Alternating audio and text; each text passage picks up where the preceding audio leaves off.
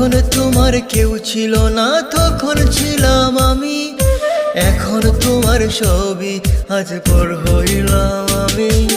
যখন তোমার কেউ ছিল না তখন ছিলাম আমি, এখন তোমার ছবি আজ পর হইলাম আমি। আমার তুই বেঈমান বলে করলি অপমান, আসলে আমি